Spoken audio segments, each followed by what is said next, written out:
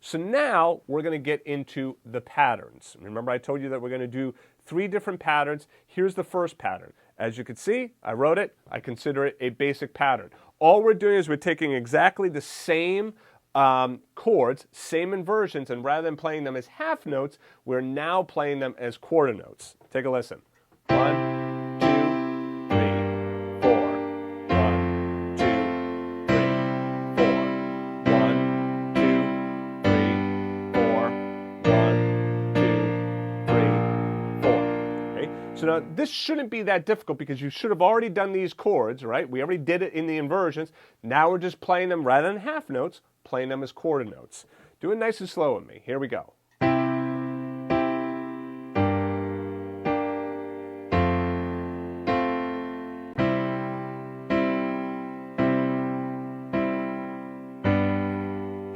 Use this as an opportunity to grab at those chords.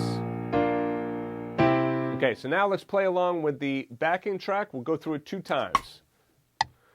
Here we go.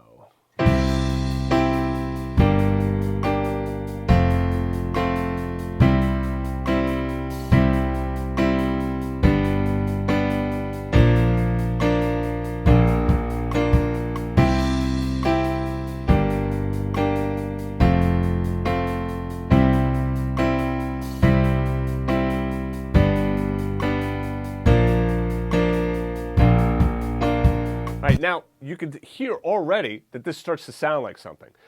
Woke up just yesterday morning, they let me know you were gone. Now, I'm not a singer, okay? So if you sing is your thing, then go ahead and sing along with, all right? But you can see how woke up just yesterday morning, they let me know you were gone. Susan, the plans they made put an end to you. Dun, dun, dun, dun, dun. Bum, bum, bum, bum, bum, bum.